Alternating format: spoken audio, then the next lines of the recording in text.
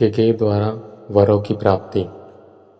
उल्लासित महाराज दशरथ ने शीघ्र अतिशीघ्र राजकार्यों को संपन्न किया और राम के राज तिलक का शुभ समाचार सुनाने के लिए अपनी सबसे प्रिय रानी केकई के प्रसाद में पहुँचे। केकई को अपने महल में न पाकर राजा दशरथ ने उसके विषय में एक दासी से पूछा।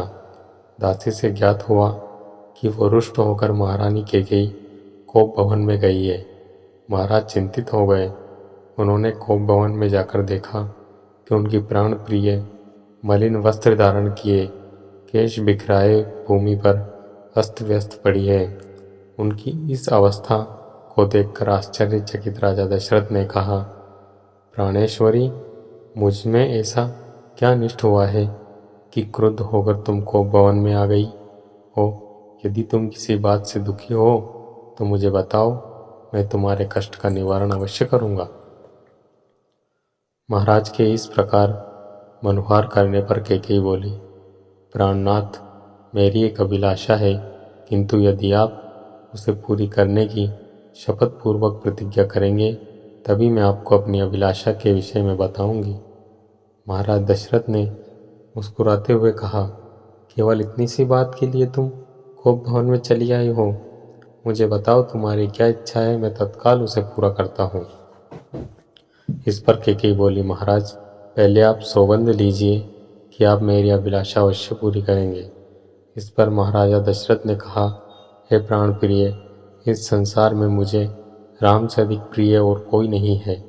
मैं राम की ही सौगंध लेकर वचन देता हूँ कि तुम्हारी जो भी मनोकामना होगी उसे मैं तत्काल पूरी करूँगा।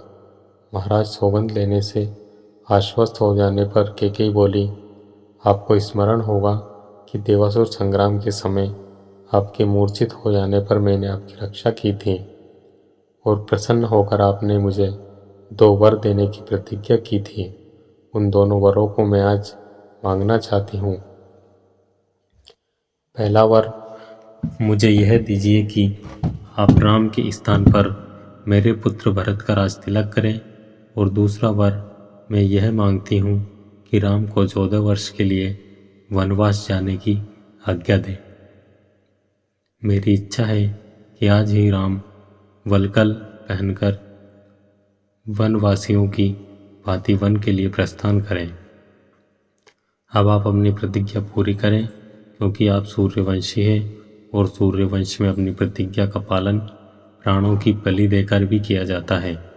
केकई के इन वचनों को सुनकर राजा दशरथ का हृदय चूर चूर हो गया। उन्हें असहाय पीड़ा हुई और वे मूर्छित होकर गिर पड़े। कुछ काल बाद जब उनकी मूर्छा भंग हुई तो वे क्रोध और वेदना से कांपते हुए बोले, हे कुलघातिनी, न जाने मुझसे ऐसा कौन सा अपराध हुआ है कि जिसका तूने इतना भयंकर प्रतिशोध लिया है। पतिते नीच राम तो तुझ पर कौशल्या से भी अधिक श्रद्धा रखता है, फिर भी तू उसका जीवन नष्ट करने के लिए कटिबद्ध हो गई है। प्रजा को अत्यंत प्रिय राम को बिना किसी अपराध के मैं भला कैसे निर्वासित कर सकता हूँ? तू अच्छी तरह से जानती है कि मैं अपने प्राण त्याग सकता हूँ, किंतु राम का वियोग नहीं सह सकता। मैं तुझसे विनती करता हूँ कि राम के वनवास के बाद के बदले तू कुछ और मांग ले। मैं तुझे विश्वास दिलाता हूँ कि मैं तेरी मांग अवश्य पूरी करूँगा। महाराज दशरथ ने इन तीनों दीन वचनों को सुनकर केकई तनिक भी द्रवित नहीं हुई। वह बोली, राजन, ऐसा कहकर आप अपने वचन से हट रहे हैं, यह आपको शोभा नहीं देता। आप सूर्यवंशी हैं, अपनी प्रतिज्ञा पूरी कीजिए। प्रतिज्ञा से हटकर स्वयं को और सूर्यवंश को कलंकित मत कीजिए। आपके द्वारा अपना वचन नहीं निभाए जाने पर मैं तत्काल आपके सम्मुख ही विष पीकर अपने प्राण त्याग दूंगी। यदि ऐसा हुआ तो आप प्रतिज्ञा भंग करने के साथ स्त्री हत्या के भी दोषी हो जाएंगे। अतः उचित यही है कि आप अपनी प्रतिज्ञा पूरी करें। राजा दशरथ बारंबार मूर्छित होते रहे और मूर्छा समाप्त होने पर कातर भाव से केकई को मनाने का प्रयत्न करते रहे। इस प्रकार पूरी रात बीत गई। अंबर में उषा की लालिमा फैलने लगी, जिसे देखकर केकई के उग्र रूप धारण कर लिया और कहा, राजन, आप व्यर्थ ही समय व्यतीत कर रहे हैं।